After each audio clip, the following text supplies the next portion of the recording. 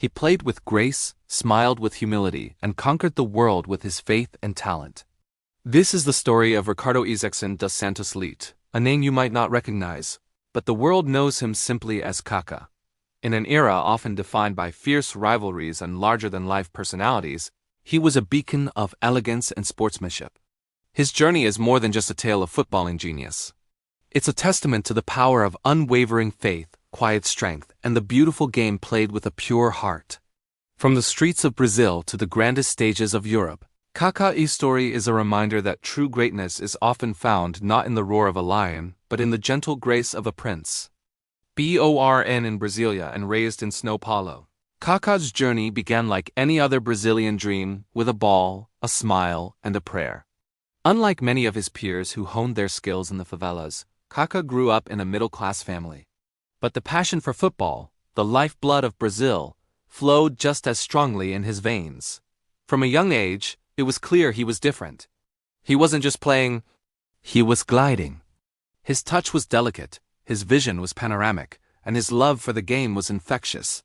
Even before he became a household name, those who saw him play knew they were witnessing something special.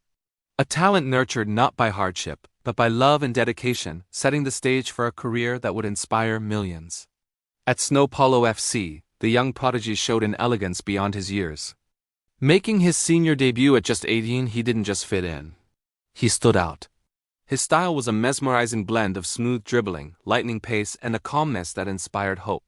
He would receive the ball, and in one fluid motion, turn and surge past defenders as if they were standing still. His signature move, that explosive burst of acceleration, left opponents trailing in his wake. But it was his composure in front of goal that truly set him apart. In the chaotic penalty area, Kaká seemed to move in slow motion, always finding the right pass or the perfect finish. He was the conductor of the orchestra, the calm in the storm, and São Paulo's shining star. It wasn't long before the giants of Europe came calling, eager to bring this Brazilian jewel to the old continent. When Kaká joined AC Milan in 2003, he transformed from a promising talent into one of the world's finest players. In the tactical cauldron of Italian football, he didn't just survive, he thrived. He combined his innate Brazilian flair with European brilliance, becoming the creative heart of a legendary Milan side. Playing alongside greats like Pirlo, Maldini, and Shevchenko, Kaká was the engine that drove the team forward. His runs from midfield were simply unstoppable. He would pick up the ball in his own half, and with that iconic upright running style, he'd glide past challenge after challenge, covering the length of the pitch in seconds. He scored crucial goals, provided sublime assists, and won the Champions League. At the San Siro, he wasn't just a player. He was a phenomenon, the golden boy who could do no wrong.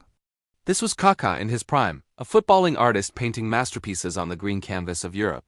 The year 2007 was the absolute pinnacle of his career. Kaká reached football's summit, being crowned the FIFA World Player of the Year. This wasn't just a personal triumph. It was a historic moment. He was the last man to win the Ballon d'Or before the incredible decade-long duopoly of Lionel, Messi, and Cristiano Ronaldo began. In that year, Kaká was untouchable. He led AC Milan to Champions League glory, finishing as the tournament's top scorer. His performance against Manchester United in the semi-finals is the stuff of legend, a one-man demolition job that showcased his complete skill set.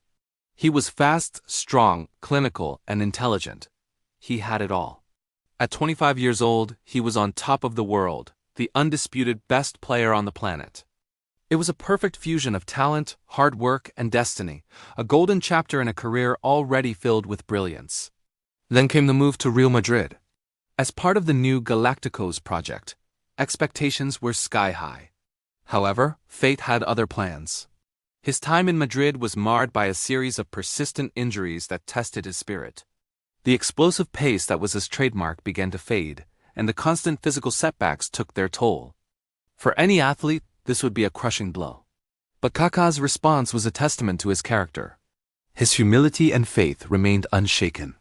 He never complained, never pointed fingers, and always supported his teammates. Even in his struggle, he inspired millions. He showed the world that character isn't defined by how you perform at your peak, but by how you carry yourself through adversity. His smile, though sometimes strained, never disappeared. and his unwavering belief remained a source of strength for himself and for his fans. Through all the triumphs and the trials, Kaká stayed true to his values: faith, family, and football. In a world of celebrity and excess, he remained grounded. He was famously devout, often pointing to the sky after scoring a goal in a gesture of thanks. His "I belong to Jesus" shirt became an iconic image, a public declaration of his priorities. He was a dedicated family man, fiercely protective of his private life. And on the pitch, he was the consummate professional, a true gentleman of the beautiful game. He played with an infectious joy and a deep respect for his opponents, his teammates, and the sport itself. He rarely got into confrontations and was admired by everyone he played with and against. His career is a powerful reminder that you can reach the highest echelons of sport without sacrificing your principles or your integrity. Kaká is living proof that greatness doesn't need arrogance, it only needs grace. He is a role model for aspiring athletes and a beloved figure for fans worldwide. His legacy isn't just about the trophies, the goals, or the Ballon d'Or. It's just about the way he played the game with a smile on his face and kindness in his heart. He showed us that you can be fiercely competitive and wonderfully gentle at the same time. He was a player who floated like a butterfly and stung like a bee, a rare combination of elegance and effectiveness. Ricardo Kaká, the humble prince of football, who conquered the world not with an iron fist, but with a gentle touch. Thank you so much for joining us on this journey through Kaká's incredible career. If you enjoyed this story and want to see more content about the legends of the game, please hit that like button, subscribe to our channel, and ring the notification bell so you never miss an update. We'd love to hear your favorite Kaká moment in the comments below. Until next time, take care.